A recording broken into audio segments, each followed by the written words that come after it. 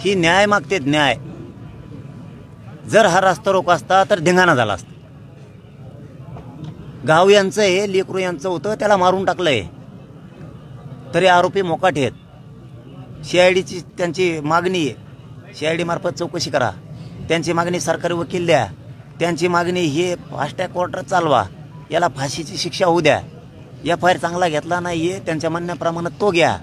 ही न्याय मागायचा, याला रास्ता रोको समजू नका, दाबू नका. बरं, प्रकरण दाबायच्या भानगडीत इथल्या जिल्ह्यातल्या छाती बडून घेणाऱ्या नेत्यांना निक्षून सांगतो, याला रास्ता रोको समजू नका, याला जातीत तोलू नका आणि जातीचे लोक पाठीशी घालू नका, आत टाका. हे रास्ता रोको नाही, न्यायाची प्रक्रिया आहे. हे लोक सकाळपासून संयमानं बसली आहेत, म्हणजे शांततेत ते मराठा. आणि महाराष्ट्रातही संदेश फिरायला लागलाय. महाराष्ट्रातल्या मराठ्यांना सांगतो, संयम धरायचा आहे, सगळ्यांनी शांत राहायचं आहे. न्याय 100% मिळणार आहे.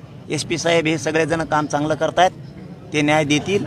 या मागण्यांच्या सगळ्या न्याय मिळेल. आणि माझी इच्छा आहे की सरकारनं आणि मुख्यमंत्र्यानं आपल्यामार्फत तातडीनं हा विषय ताबडतोब हाताळा. कारण हे मर्डर झाला आहे, ही का रास्ता रोको नाही एखाद्या मागणीसाठी. तुम्ही संवेदनशील असाल तर हे ताबडतोब मुख्यमंत्र्यांनी हाताळा. कारण त्या बॉडीवरती अंत्यसंस्कार होणं गरजेचं आहे. असाल सरकार म्हणून, मुख्यमंत्री म्हणून तुम्हाला थोडी जणाची तर ताबडतोब लक्ष घालायचं.